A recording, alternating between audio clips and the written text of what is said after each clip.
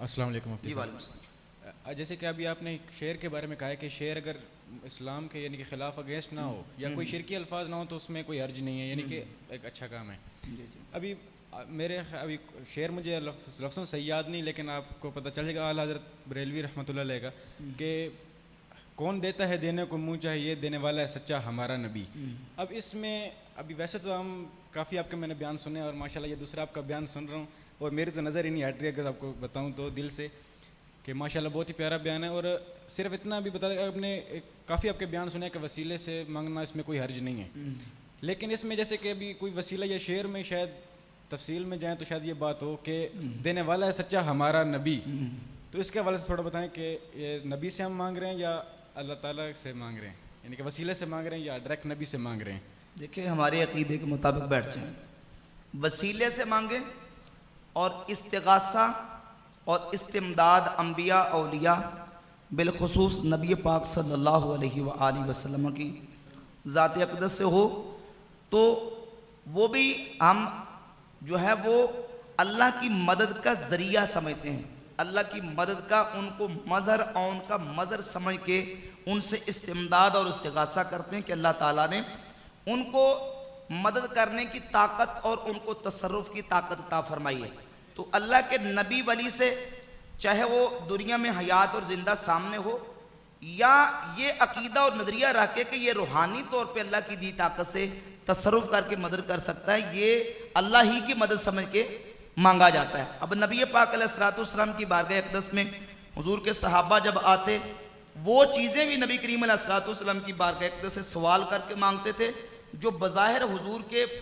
ہاتھوں میں بظاہر چیزیں موجود نہیں تھی. جس طرح صحیح مسلم اور سنن ابی داؤد میں حدیث ہے ربیہ اسلمی رضی اللہ تعالیٰ عنہ نبی پاک علیہ السلام کی بارگاہ میں حضور کو وضو کروایا تو آپ علیہ السلام نے فرمایا سلنی ربیہ، صحیح مسلم میں سل ربیہ،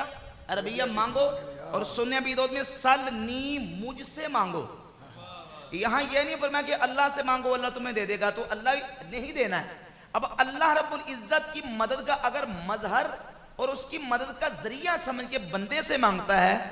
تو وہ اللہ کی مدد کے خلاف نہیں. اب نبی علیہ السلام نے جب حضرت ربیہ سے کہا کہ مانگو مجھ سے،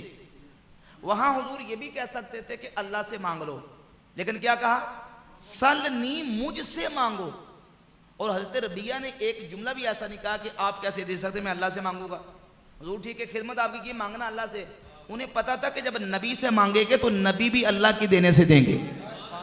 اللہ کی عطا سے دیں گے. تو انہوں نے کہا اسالو کا میں آپ سے مانگتا ہوں آپ مجھے جنت عطا فرما دیں.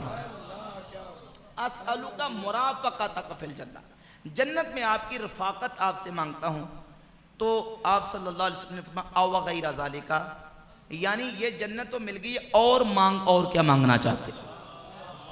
یہاں کوئی حضور نے شرک کی بات نہیں کی، حالانکہ وہ جو جنت تھی وہ ما فوق الاسباب تھی، بظاہر انسان کے ہاتھوں میں نہیں،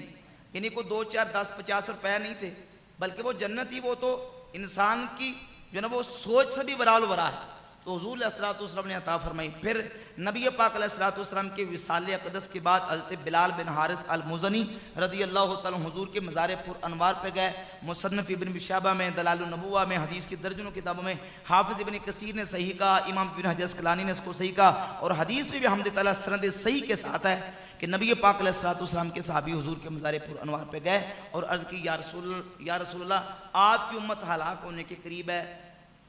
یا رسول اللہ اپنی امت کے لیے بارش عطا فرما دیں، یعنی رب سے بارش لے کے دیں. نبی پاک علیہ السلام سے ڈائریکٹ سوال کیا اور نبی پاک علیہ السلام کی شفاعت اور حضور کو وسیلہ اور نبی کریم علیہ السلام کو درمیان میں وسیلہ بنا کے حضور سے استغاثہ کیا. تو یہ حقیقت اور مجاز کا، ذاتی اور رتائی کا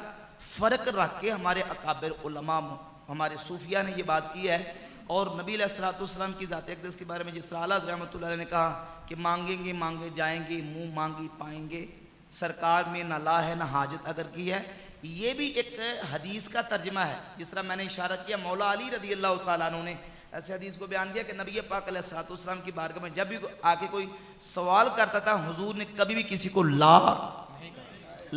نہیں کہا. تو یہ اس اعتبار سے